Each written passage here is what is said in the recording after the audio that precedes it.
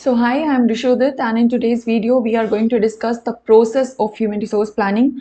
I've already posted a video on the introduction of human resource planning. Human resource planning होता क्या है, as well as we have discussed the factors which affect human resource planning.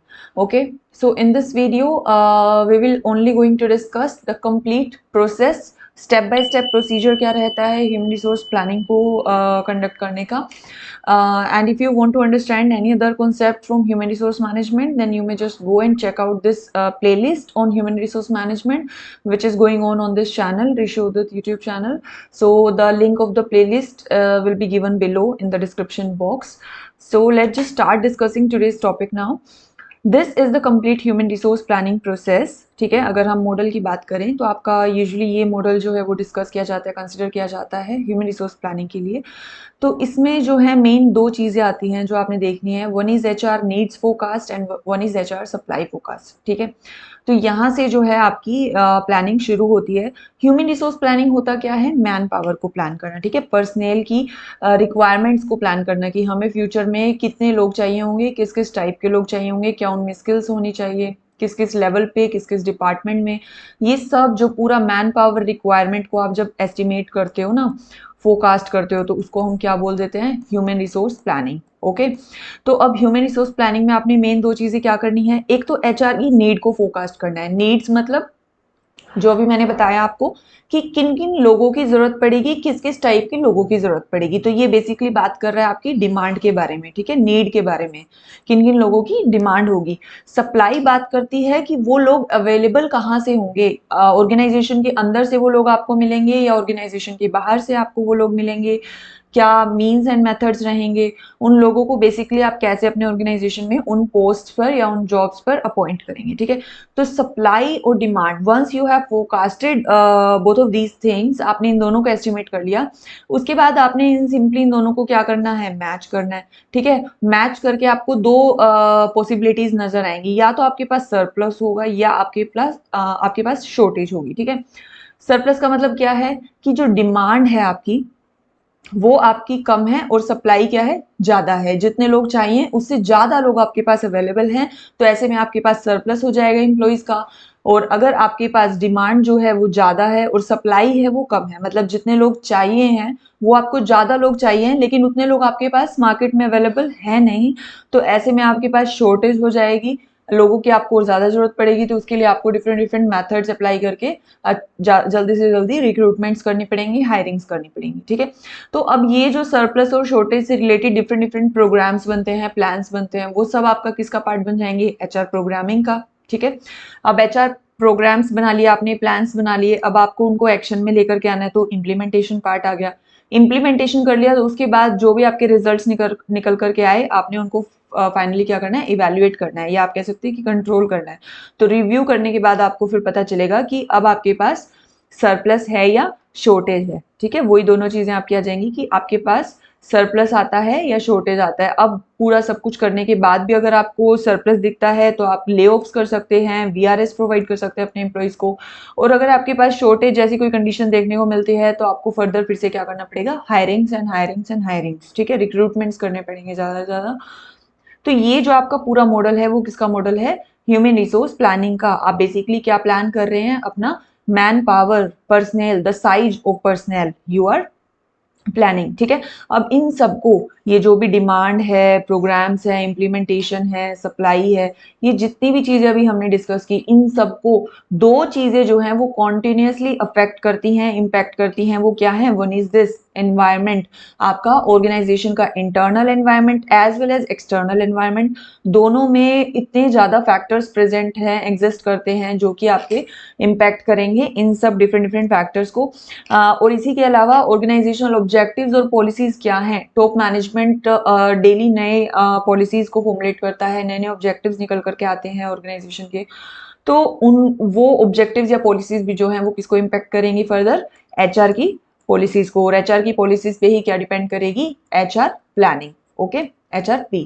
तो ये पूरा model जो है, अब हम इनकी एक एक चीज को स्टेप बाय स्टेप सबको समझेंगे. एनवायरनमेंट को अलग से, ऑर्गेनाइजेशन ऑब्जेक्टिव को, डिमांड को, सप्लाई को. ठीक है, प्रोग्राम्स एंड इम्प्लीमेंटेशन. फर्स्ट आपका वही आ जाता है एनवायरमेंटल स्कैनिंग। तो एनवायरमेंटल स्कैनिंग आपकी वही है, बेसिकली सिस्टमैटिकली आप मॉनिटर करते हैं इंटरनल एंड एक्सटर्नल फोर्सेस को जो कि इन्फ्लुएंस कर रहे हैं आपके ऑर्गेनाइजेशन को।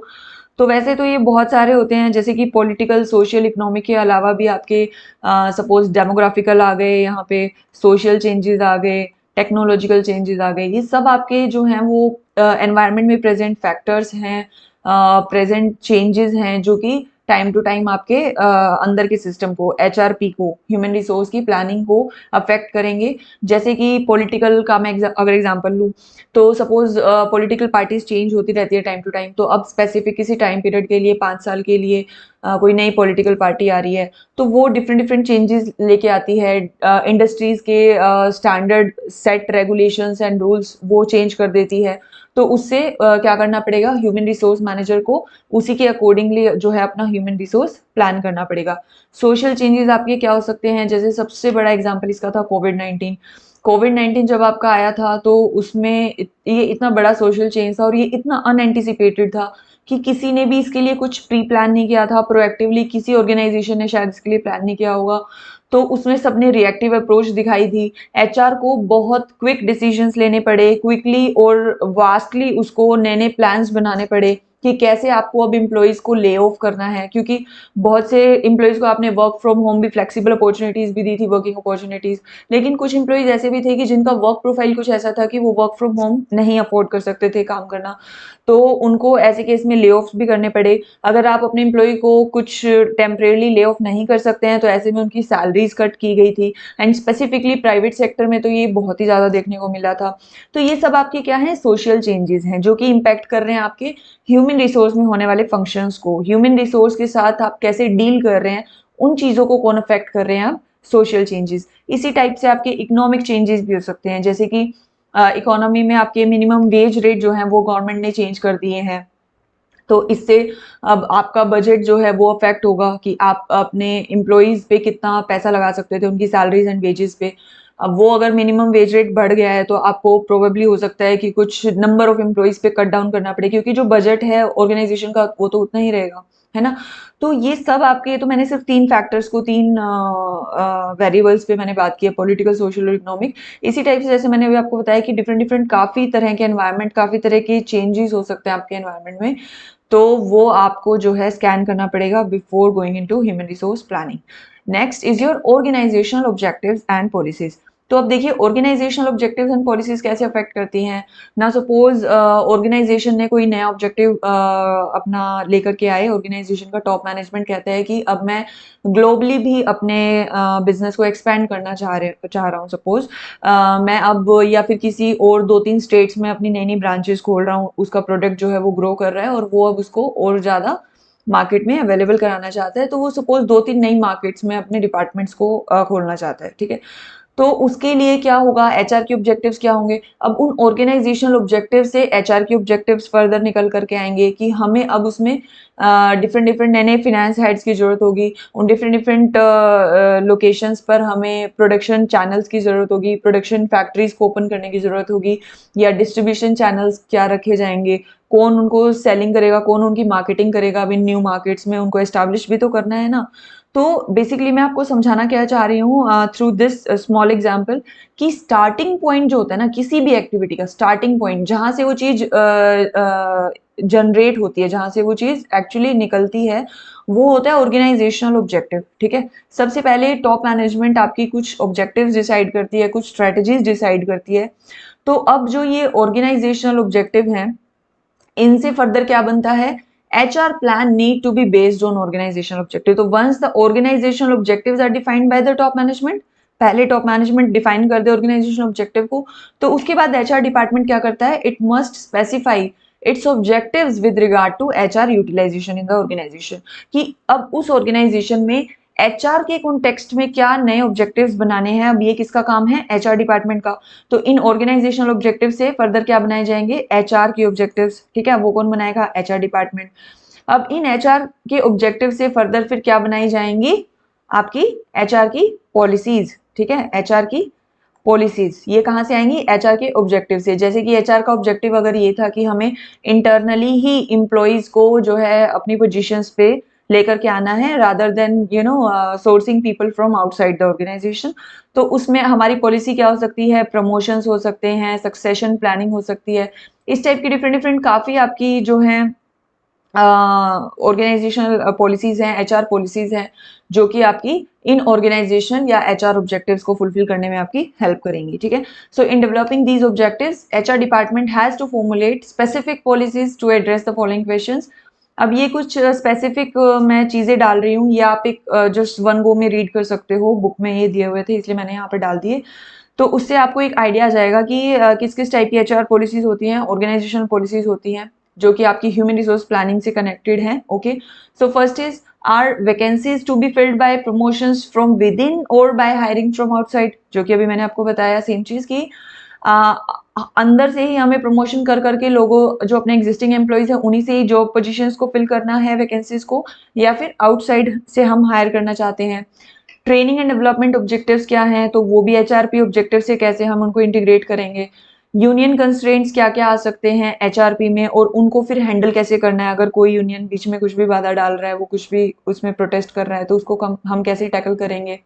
इसके अलावा एम्प्लॉयज़ की जॉब्स को कैसे एनरिच रखना है, जैसे कुछ मोनोटोनियस जॉब्स पे एम्प्लॉयज़ काम कर रहे हैं, तो हमें इंश्योर करना पड़ेगा कि हमें उनकी वो मोनोटोनी को एलिमिनेट करना है, उन जॉब्स को रिमूव कर दें या उन्हीं पे ही कुछ ऐसा इंटरेस्टिंग इंट्रोड्यूस करें कि उनकी जॉब्स में एनरिचमेंट को लाया जा सके। या हमें अपने ऑर्गेनाइजेशन को डाउन साइज करना है, उसको और ज़्यादा कॉम्पिटिटिव बनाने के लिए या कॉस्ट कटिंग के लिए, कुछ भी आपका ऑब्जेक्टिव हो सकता है, उसके लिए पॉलिसी क्या बनानी है उस पर हम बात कर रहे हैं बेसिकली इस पॉइंट में। Next is how can one ensure continuous availability of adaptive and flexible workforce. हमें अपने एम्प्लॉयज़ को इतना फ्लेक्सिबल कैसे बनाएं कि हम जिस टाइम जिस पोजीशन पर जिस काम पर हम उनसे काम लेना चाहें वो उतना फ्लेक्सिबली हों काम करने के कैपेबल कि वो काम हमें करके दे सकें। And the last is to what extent production and operations be automated. Automation हमें किस हद तक लेकर के आना है अपने ऑर्गेनाइजेशन में, अपने काम में, और what can be done about those displaced. ठीक है, तो ये सब आपके क्या हैं, डिफरेंट डिफरेंट मैंने एग्जांपल्स दिए आपको कि किस तरह की पॉलिसीज बनाई जा सकती हैं। इस तरह की न्यूमेरियस पॉलिसीज जो हैं वो आपकी एग्जिस्ट कर सकती हैं। These are just few which are listed. Next is your third point which is HR demand forecasting. ठीक है, अब तक हमने बात करी एनवायरनमेंट की एंड ऑर्गेनाइजेशनल पॉलिसीज की, स्ट्रैटेजीज की, ऑब्जेक्टिव्स की, तो वो तो सिर्फ आपकी बेसिकली इम्पैक्ट कर रही है ह्यूमन रिसोर्स प्लानिंग को। ह्यूमन रिसोर्स प्लानिंग स्टार्ट कहाँ से होती है, करते कैसे हैं, वो आपकी एक्चुअली स्टार्ट होती है एचआर डिमांड फोरकास्टिंग से। ठीक है, एचआर की डिमांड को हम एस्टिमेट करेंगे कि कितने लोगों की, मैन पावर की या पर्सनल की हमें जरूरत होगी। So HR demand forecasting is the process of estimating the quality and quantity of people required to meet the future needs of the organisation. Future में हमें दोनों ही चीजें हमें डिसाइड करनी है, ध्यान से देखना इस चीज को, quality of people as well as quantity of people. कितने लोग चाहिए, number of people, as well as types of people, kinds of people. ठीक है, हमें कितने लोग चाहिए और किस किस टाइप के लोग चाहिए, मैनेजरियल लेवल्स पे चाहिए, एग्जीक्यूटिव्स चाहिए, ब्लू कॉलर वर्कर्स चाहिए। ठीक है, तो ये सब हमें डिसाइड करना, उनमें स्किल्स एंड कॉम्पिटेंसेस क्या क्या चाहिए, मार्केटिंग का बंदा चाहिए, फाइनेंस का बंदा चाहिए, नंबर ऑफ पीपल कितने चाहिए, वो सब आप डिमांड फोरकास्ट किस में करते हो, ह्यूमन रिसोर्स प्लानिंग में। For an example, in a manufacturing company, now suppose अब आपको सेल डिपार्टमेंट से ना सेल बजट मिल गया। ठीक है, सेल बजट मिल गया, अब हमने उसको प्रोडक्शन डिपार्टमेंट से ट्रांसलेट करा लिया प्रोडक्शन प्लान में कि सपोज हमारा ऑर्गेनाइजेशन का ऑब्जेक्टिव है कि हमारी इस साल 10,000 यूनिट्स बिक जाए। ठीक है, ये सेल्स बजट दे दिया हमारी कंपनी ने। अब प्रोडक्शन डिपार्टमेंट क्या करेगा, इसको प्रोडक्शन प्लान में कन्वर्ट करेगा। कैसे कि 10,000 यूनिट्स को अगर सेल करना है तो उनको बनाना पड़ेगा, प्रोड्यूस करना पड़ेगा। ठीक है, 10,000 यूनिट्स को प्रोड्यूस करने के लिए अब number and type of products उसने डिसाइड कर दिए। ठीक है, कि इनमें से 10,000 यूनिट में 5,000 इस टाइप के प्रोडक्ट हैं, 5,000 इस टाइप के प्रोडक्ट हैं। ये हमने number of type of products हमने डिसाइड कर दिया। उसके बाद from this information now the number of working hours and skills required can be determined. वो कैसे, नंबर ऑफ वर्किंग आवर्स अब कैसे पता चलेगा कि एक यूनिट पे अगर सपोज आपको 10 वर्किंग आवर चाहिए, ठीक है, 10 घंटे लगते हैं एक यूनिट को बनाने में, तो 5,000 यूनिट को बनाने में कितना लगा, 50,000। तो 50,000 इसमें लग गया, 50,000 इसमें लग गया। अब वो बोल रहा है कि स्किल रिक्वायर्ड भी पता चलता है, can be determined for each period. अब वो कैसे पता चलेगा, नाउ सपोज एक इंसान, एक एम्प्लॉई, उसको काम करने में कितना लगता है, वो एक साल में ऑन एन एवरेज सपोज 1000 घंटे काम करता है, तो हमें कितने चाहिए होंगे, अब 50 एम्प्लॉइज चाहिए होंगे इनके ऊपर और 50 एम्प्लॉइज चाहिए होंगे हमें इनके ऊपर, तो टोटल हमें 100 एम्प्लॉइज की रिक्वायरमेंट होगी टू प्रोड्यूस 10,000 यूनिट्स। ठीक है, तो इससे हमें क्या पता चलता है, एक तो क्वालिटी ऑफ पर्सनल और एक quantity of personal. Quantity of personal मैंने अभी आपको समझाया कि 100 एम्प्लॉइज कैसे निकला, वो भी आपने समझ लिया। क्वालिटी ऑफ पर्सनल कैसे पता चलता है, अब हमें ये प्रोडक्शन डिपार्टमेंट से पता करना पड़ेगा कि जो भी यूनिट्स हमें प्रोड्यूस करनी है वो हमें टाइप ऑफ प्रोडक्ट्स की क्वालिटी कैसी होनी चाहिए। ठीक है, उसके अंदर जो क्वालिटी आनी चाहिए, उस क्वालिटी को लाने के लिए हमें किस किस स्किल के लोग चाहिए, उन लोगों को किस टाइप की मशीनरीज पे काम करना आना चाहिए, उन लोगों को किस टाइप की सॉफ्टवेयर पर काम करना आना चाहिए, उन लोगों को किस टाइप की स्किल्स डेवलप करी हुई होनी चाहिए अपने अंदर, जिसके थ्रू वो यूनिट्स का प्रोडक्शन कर पाए। तो आपको quality and quantity of personal दोनों ही डिटरमाइन करने पड़ते हैं while forecasting the HR demand. अब ये आपके कुछ मेथड्स और टेक्निक्स आ जाती हैं जिनके थ्रू आप बेसिकली फोरकास्ट करते हो एचआर डिमांड को। तो इनमें managerial judgement, ratio analysis, workload analysis, Delphi technique और रिग्रेशन मॉडल, इकोनोमेट्रिक मॉडल्स, ये आपकी काफी अलग अलग टेक्निक्स हैं। तो इन पर हम अभी इस वीडियो में डिस्कस नहीं कर सकते हैं क्योंकि ये बहुत लेंथी वीडियो हो जाएगा। तो अपकमिंग वीडियो जो रहेगा वो कंप्लीटली आपका सिर्फ और सिर्फ एचआर डिमांड फोरकास्टिंग पे रहेगा, ताकि हम इन सभी मेथड्स को वन बाय वन डिस्कस कर सकें, अच्छे से मैं आपको समझा दूं इन टेक्निक्स को। इसके अलावा भी एचआर डिमांड फोरकास्टिंग में हम बहुत अलग चीजों को भी स्टडी करते हैं, factors affecting demand forecasting, benefits of demand forecasting. तो वो सारी चीजें हम अपकमिंग वीडियो, जो नेक्स्ट वीडियो रहेगी, उसमें हम इन सब चीजों को समझेंगे इन डिटेल। नेक्स्ट आपका आ जाता है एचआर सप्लाई फोरकास्ट। अब आपने ये तो पता लगा लिया कि हमें डिमांड कितनी है, किस किस टाइप के लोग चाहिए, कितने लोग चाहिए, ये आपको पता लग गया। अब नेक्स्ट चीज वो क्या बोलता है कि अब आपको सप्लाई भी फोरकास्ट करनी है, सप्लाई को एस्टिमेट करना है कि अब वो लोग आएंगे कहां से। ठीक है, so basically HR supply forecasting measures that number of people likely to be available from within और आउटसाइड एन ऑर्गेनाइजेशन। ठीक है, तो हमें वो नंबर ऑफ पीपल को मेजर करना है जो अवेलेबल होंगे या तो within an organisation, organisation के अंदर से, या फिर outside the organisation after movements and promotions. अब उसमें हमें काफी अलग चीजों को भी कंसिडर करना है। ऐसा नहीं कि सीधा सीधा हमने ये चीज समझ ली कि 10 लोग हमें चाहिए और 5 लोग हमारे ऑर्गेनाइजेशन में हैं, तो हमें 5 लोग और चाहिए बाहर से। ऐसा नहीं, हमें जो 5 लोग हैं हमारे ऑर्गेनाइजेशन में, जरूरी नहीं है कि वो नेक्स्ट ईयर भी वो 5 लोग बने रहेंगे। हो सकता है कि उनमें से एक बंदे को रिटायर होना हो, तो 4 ही रह गए हमारे पास। या हो सकता है कि उसमें एक इंसान ऐसा है कि वो अभी प्रेग्नेंट वुमन है और नेक्स्ट ईयर उसकी डिलीवरी ड्यू है, तो ऐसा करके उसे 3-4 महीने का लीव लेना हो। तो हमें क्या करना पड़ता है, हमें चेंजेस करने पड़ते हैं, हमें एडजस्टमेंट करनी पड़ती है इन चेंजेस के लिए कि मूवमेंट्स क्या रहेंगे, प्रमोशंस क्या रहेंगे, कुछ इंप्लॉइज ऊपर नीचे प्रमोशन डिमोशंस भी होते हैं, वेस्टेजेस क्या रहेंगी, जो जैसे मैंने एब्सेंटीज्म की अभी बात करी कि एब्सेंटीज्म, ओवर टाइम, वर्किंग आवर्स, इनमें चेंजेस अगर कुछ रहेंगे, तो इस टाइप की अदर जो वर्क कंडीशंस होती हैं, हमें इन सारी वर्क कंडीशंस को थोरोली स्टडी करना पड़ेगा and then we have to make some adjustments in context of these work conditions, changes of work conditions। ठीक है, तो इस तरीके से हम क्या करते हैं, एचआर सप्लाई को फोरकास्ट करते हैं। अब सप्लाई एनालिसिस में 3 चीजें आ जाती हैं। ठीक है, एक तो होता है आपका एग्जिस्टिंग ह्यूमन रिसोर्सेज। तो एग्जिस्टिंग ह्यूमन रिसोर्सेज तो आपके क्या हैं, वही है जो आपके एग्जिस्टिंग एम्प्लॉइज हैं ऑर्गेनाइजेशन के अंदर, राइट। तो जो एग्जिस्टिंग एम्प्लॉइज हैं आपके ऑर्गेनाइजेशन में, उसमें अब आप क्या करते हो, एचआर ऑडिट करते हो। ठीक है, आप क्या करते हो, एचआर ऑडिट करते हो, और एचआर ऑडिट के थ्रू आपके जितने भी मैनेजरियल एंड नॉन मैनेजरियल जितने भी आपके एम्प्लॉइज है ना, आप उनकी स्किल इन्वेंट्रीज बना लेते हो। ठीक है, मैनेजमेंट इन्वेंट्रीज बना लेते हो। आप उनमें चेक करते हो कि क्या क्या उनके अंदर स्किल्स हैं, क्या एबिलिटीज हैं, क्या कैपेबिलिटीज हैं, क्या ट्रेनिंग की जरूरत है अभी उनको। तो उनका बेसिकली पूरा उनको स्टडी करते हो, इंसानों को स्टडी करते हो, एम्प्लॉइज का पूरा पूरा स्किल सेट जो है उसको स्टडी करते हो।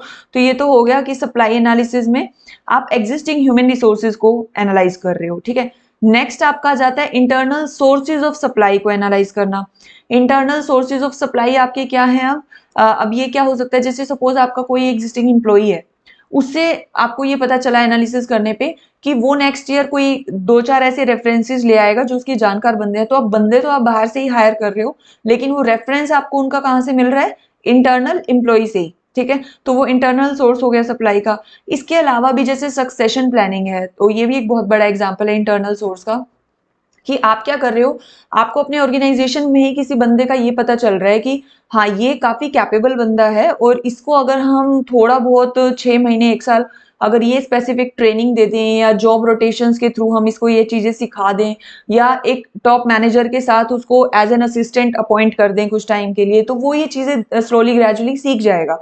तो वो आपके लिए मच बेटर रिसोर्स है, क्योंकि आप खुद सोच के देखिए इस चीज को, वो इतने टाइम से आपके ऑर्गेनाइजेशन के साथ अटैच्ड है, कनेक्टेड है, और वो आपके ऑर्गेनाइजेशन की ना रूट्स को जानता है, वो विजन को जानता है, उसको पता है कि इस ऑर्गेनाइजेशन में काम को कैसे किया जाता है, क्या किस तरीके से सोचता है ऑर्गेनाइजेशन। तो अब अगर वही बंदा इतना कैपेबल बन जाए कि आप उसको किसी एग्जीक्यूटिव पोजीशन पे अपॉइंट कर सके, मैनेजरियल पोजीशन पे अपॉइंट कर सके, तो it is much better, it is considered to be much better rather than hiring some people from outside an organisation, ठीक है। किसी नए बंदे को लेकर के आना जो ऑलरेडी स्किल्ड है, लेकिन उसको फिर अपने ऑर्गेनाइजेशन से कनेक्ट कर पाना वो ज्यादा मुश्किल है बजाय की सक्सेशन प्लानिंग के। तो इस टाइप की जो क्या एग्जांपल्स हैं आपके इंटरनल सोर्सेज ऑफ सप्लाई की। एक्सटर्नल सोर्सेज ऑफ सप्लाई आपके सिंपल हैं, जो भी अब आप सपोज कॉलेजेस या यूनिवर्सिटीज से बच्चों को ले रहे हो, हायर कर रहे हो, कॉम्पिटिटर्स से आप कुछ हेड हंटिंग कर रहे हो, या कंसल्टेंट्स के थ्रू आप हायरिंग ले रहे हो, तो वो सब आपके किस में आ जाते हैं, एक्सटर्नल सोर्सेज ऑफ सप्लाई में। बेसिकली जो न्यू ब्लड या फ्रेश टैलेंट जो आप बाहर से एक्वायर करते हो, वो सब आपका किसका पार्ट है, एक्सटर्नल सोर्सेज ऑफ सप्लाई का। अब इसी तरीके से एचआर सप्लाई फोरकास्टिंग की भी डिफरेंट डिफरेंट मेथड्स और टेक्निक्स आ जाती हैं। ये सब भी अगेन हम इस वीडियो में कवर नहीं करेंगे। डिमांड फोरकास्टिंग के बाद नेक्स्ट वीडियो सप्लाई फोरकास्टिंग पे रहेगा, कंप्लीट पूरा इंडिविजुअल वीडियो, जिसमें हम सप्लाई फोरकास्टिंग पर डिफरेंट डिफरेंट हर चीज को डिस्कस करेंगे इन डिटेल। तो उसके लिए आप stay tuned to this series human resource management.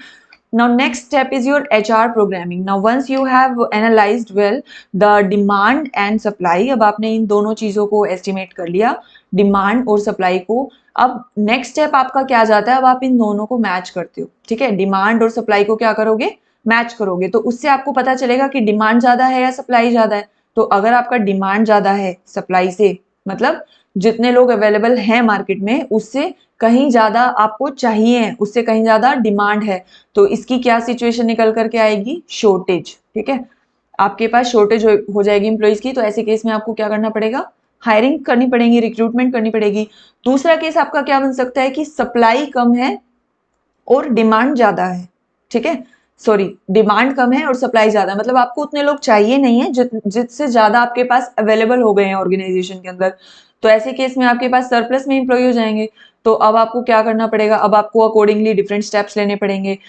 जैसे कि आप उन्हीं में से कुछ इंप्लॉइज को अगर डिफरेंट डिफरेंट पोजीशंस पर रीडिप्लॉय कर सकते हैं तो वो आप कर सकते हैं, या आप वीआरएस दे दीजिए, ठीक है, वॉलंटरी रिटायरमेंट स्कीम्स दे दीजिए, ताकि कुछ लोग जो और 3 साल के बाद रिटायर होने थे वो आज ही रिटायर कर जाएं उन ऑफर्स और इंसेंटिव्स को के चलते। तो इस टाइप के आपके पास डिफरेंट डिफरेंट वेज होते हैं, एचआर प्रोग्राम्स होते हैं, जो अब आपने इस स्टेप में बनाने हैं। तो अब ये स्टेप क्या कहता है, identification of human resource gap. तो ये बेसिकली आप गैप ही तो चेक कर रहे हो ना डिमांड और सप्लाई के बीच में, तो उसको आइडेंटिफाई करना आपका क्या है, HR programming. Human resource gap is the difference between human resource required at a particular point of time which is demand, and the human resource being available at that particular time, so which is your supply. Okay, clear hai? This gap can be identified on the basis of forecast for human resources. Based on the analysis of this gap, now action plans must be developed to overcome this gap. अब आपको once you have analyzed this gap, आपने इस gap को समझ लिया है, analyze कर लिया है, अब आपको क्या step लेना है कि उसको overcome कैसे करना है। ओवरकम हम कैसे कर सकते हैं, वो दो ही केस हो सकते हैं, या तो reducing the personnel. Reducing the personnel किसका है, सॉरी सरप्लस का।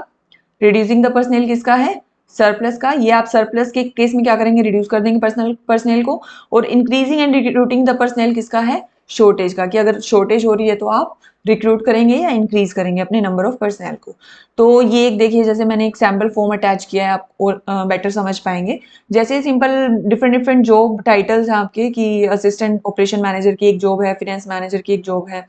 तो उसका पहले तो डिमांड फोरकास्ट किया, जैसे फिनेंस मैनेजर में हमारे पास एक ही डिमांड है और एक की ही सप्लाई है, तो हमें नेट एम्प्लॉय रिक्वायरमेंट क्या है, 0, हमें और नहीं चाहिए। अब सेल्स इंजीनियर की जैसे हम बात करें तो 7 की डिमांड है, 7 एम्प्लॉय हमें चाहिए, उसमें से 2 हमारे पास अवेलेबल हैं, तो कितने की हो गई, 5 की डेफिशिएंसी हो गई, शॉर्टेज हो गई, मतलब 5 लोग हमें, 5 एम्प्लॉयज हमें और ज्यादा रिक्वायर्ड है, उनको हायर करना पड़ेगा। ठीक है, तो ये आपका बहुत सिंपल सा एक नेट एम्प्लॉय रिक्वायरमेंट का कैलकुलेशन फॉर्म है, इसको आप वीडियो को पॉज करके देख सकते हैं। अब जो मेन है वो है आपका एचआर प्लान इंप्लीमेंटेशन, जिसपे कि और एक सेपरेट वीडियो बनेगा आपका, डिमांड और सप्लाई के अलावा थर्ड वीडियो आपका आएगा एचआर प्लान इंप्लीमेंटेशन पे, इसको भी आप जरूर से देखना, बहुत इंटरेस्टिंग भी होगा ये आपके लिए, क्योंकि इसमें क्या है, स्ट्रेटेजिक एचआर इनिशिएटिव्स हैं कि क्या क्या आप अब एचआर स्टेप्स ले सकते हो, एचआर एक्शन क्या क्या लेती है, सरप्लस के लिए अलग होंगे, शॉर्टेज के लिए अलग होंगे। जैसे शॉर्टेज के लिए क्या है, अगर ये वीडियो आपको क्लियर नहीं है, सॉरी ये पिक्चर अगर आपको बहुत ज़्यादा क्लियर नहीं है वीडियो में, तो उसके लिए सॉरी, क्योंकि ये टेबल बनाने में बहुत ज़्यादा टाइम लग जाता है, तो मैंने एज इट इज़ बुक से इसको स्कैन किया है यहाँ पे। आई होप थोड़ा सा क्लियर ही रहेगा आपको ये। तो शॉर्टेज को मैनेज करने के लिए क्या क्या स्ट्रेटजीज एचआर बना सकता है, अब मैं क्विकली इन पॉइंट्स को, कुछ पॉइंट्स को फटाफट से बता रही हूँ ताकि आप चीज़ों को समझ जाएं। वैसे तो ये सेल्फ एक्सप्लेनेटरी पॉइंट्स हैं, आप खुद से भी स्टडी करके वीडियो को पॉज करके अच्छे से समझ सकते हैं कि शॉर्टेज के लिए क्या क्या चीज़ें की जा सकती हैं और सरप्लस के लिए क्या क्या। शॉर्टेज में हम क्या कर सकते हैं, जैसे नए एम्प्लॉइज को ही रिक्रूट कर लो, या फिर रिटायरमेंट को पोस्टपोन कर सकते हो। जैसे कोई एम्प्लॉई अगर सपोज नेक्स्ट मंथ रिटायर होना है, आप उसको ऐसे इंसेंटिव्स दे दो, ऐसे ऑफर्स दे दो कि आप 2 साल और स्टे कर जाओ इसी ऑर्गेनाइजेशन में, आपको सैलरी हाइक्स मिल जाएंगे, आपको प्रमोट कर देंगे। तो हो सकता है वो अगर इंटरेस्टेड होंगे काम करने में, उनको भी इनकम चाहिए होगी अपनी फैमिली के लिए, तो वो स्टे कर जाएंगे। इसके अलावा आप रीहायर कर सकते हो रिटायरीज को, वंस एक बार रिटायर हो गया एम्प्लॉई, उसके बाद भी आप उसको रीहायर कर सकते हो पार्ट टाइम, क्योंकि बहुत से एम्प्लॉइज ऐसे होते हैं, अब वो रिटायर हो रहे हैं, इसका मतलब ये तो है नहीं कि they are not able to work, वो अच्छी पोजीशन में, अच्छी कंडीशन में ऑर्गेनाइजेशन को छोड़ करके गए हैं, तो हो सकता है वो खुद भी इंटरेस्टेड हो अभी काम को कंटिन्यू करने में, तो वो रिहायर भी आप उनको कर सकते हैं।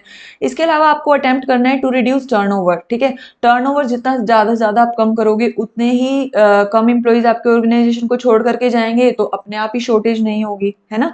इसी तरीके से करंट स्टाफ को ओवर टाइम काम करा सकते हो, तो भी आप शॉर्टेज को मैनेज कर सकते हो। तो ये सब पॉइंट्स क्या है, आपके शॉर्टेज को मैनेज करने की स्ट्रेटेजीज हैं। इसी तरीके से सरप्लस को आप कैसे मैनेज कर सकते हो, आप फ्रीज कर सकते हो हायरिंग्स को। ठीक है, जितने आपके एम्प्लॉय हो गए हायर, उसके बाद आप फ्रीज कर दो कंप्लीटली हायरिंग्स को कि अब हमें और कोई भी एम्प्लॉय को रिक्रूट नहीं करना। इसके अलावा वीआर स्कीम्स ऑफर कर सकते हो, वही जैसे मैंने अभी आपको बताया था लास्ट स्लाइड में कि ताकि लोग वॉलंटरली रिटायरमेंट ले लें, पहले ही रिटायरमेंट ले लें। वर्क आवर्स को रिड्यूस कर सकते हो, ले ऑफ्स कर सकते हो, आउटसोर्स वर्क को रिड्यूस कर सकते हो, आउटसोर्सिंग को बंद कर दो बाहर से, तो अपने आप जो एम्प्लॉइज एक्स्ट्रा हो रहे हैं आपके ऑर्गेनाइजेशन में, वो अब उस काम को कर देंगे। ठीक है, तो ये आपके डिफरेंट डिफरेंट क्या है, तरीके हैं, स्ट्रेटेजीज हैं, जिसके थ्रू आप मैनेज कर सकते हो शॉर्टेजेस एंड सरप्लस को। Now last step is your control and evaluation, which is very simple, और ये मोस्टली हर प्रोसेस में आपको देखने को मिलता है। कोई भी किसी भी सब्जेक्ट का प्रोसेस पढ़ रहे हो, तो इसमें लास्ट स्टेप यही होता है कि जो चीज हमने सोची थी और जो चीज हमने की, आप बेसिकली उन दोनों को रिव्यू करते हो, उनको कंपेयर करते हो, और ये चेक करते हो कि क्या जो हम करना चाह रहे थे वो हम कर पाए, अगर नहीं तो क्या प्रॉब्लम्स रही, उनको रेक्टिफाई कर दो। ठीक है, तो वो आपका बेसिकली क्या फंक्शन होता है, कंट्रोल एंड इवैल्यूएशन का। तो यहाँ एक्सप्लेनेशन में इसने बोला है कि HR plan should include some budgets, targets and standards. तो देखो आपके एचआर प्लान्स जो हैं वो ऐसे नहीं होने चाहिए कि वेग हैं, उनसे वो कंपेरेबल ही नहीं है, आप उनको फिर परफॉर्मेंस से या एक्शन से कंपेयर कैसे करोगे।